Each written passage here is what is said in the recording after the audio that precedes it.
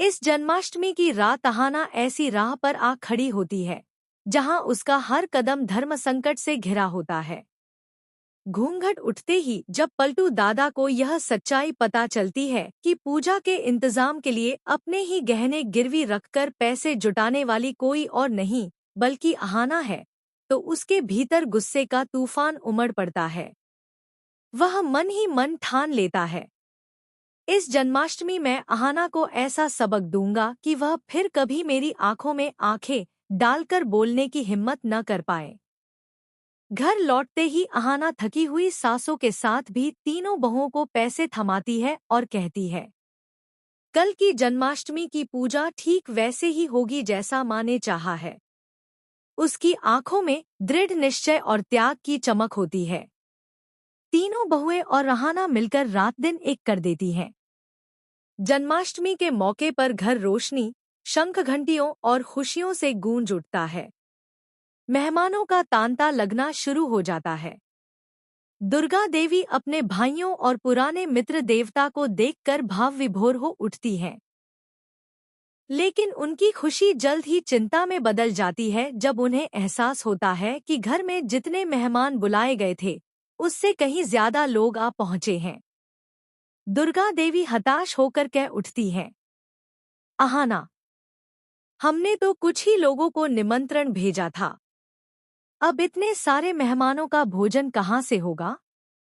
उधर ठाकुर जी, जो इसी मौके का इंतजार कर रही थी, अहाना और दुर्गा देवी के चेहरे की हवाइयां उड़ती देख भीतर ही भीतर विजयी मुस्कान बिखेरती हैं। पर अहाना हार मानने वालों में से नहीं थी। वह तीनों बहुओं को साथ लेकर कमर कसती है और कहती है, अगर श्रद्धा सच्ची हो तो ठाकुर जी खुद रास्ता दिखा देते हैं। उनके सामूहिक प्रयास और बुद्धिमानी से आखिरकार सभी मेहमानों को भरपेट भोजन मिलता है। हर तरफ तारीफों के पुल बांधे जाते हैं।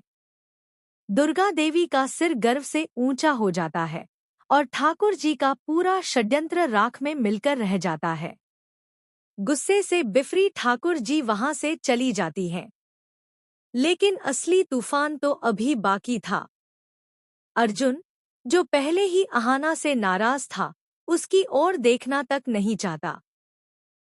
अहाना लाख कोशिश करती है उससे बात करने की, मगर अर्जुन उसे नजरअंदाज करके चला जाता है। और तभी कहानी में आता है वह बड़ा मोड़।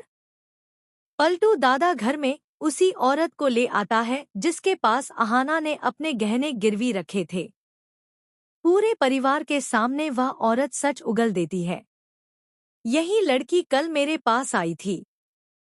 अपने गहने गिरवी रखकर मुझसे 500 रुपए लिए थे।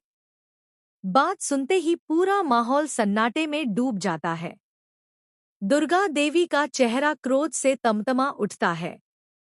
अहाना के पैरों तले जमीन खिसक जाती है। वह तो केवल माँ की इच्छा पूरी करने के लिए त्याग कर रही थी, लेकिन अब वही त्याग उसके गले का फंदा बन चुका था। पलटू दादा और ठाकुर जी की चाल में बुरी तरह फंसी अहाना स्तब्ध खड़ी रह जाती है।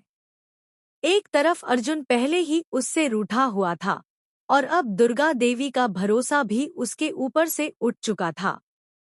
अहाना की आंखों में आंसू थे, लेकिन उससे भी गहरी पीड़ा यह थी कि उसकी नीयत पर शक किया गया।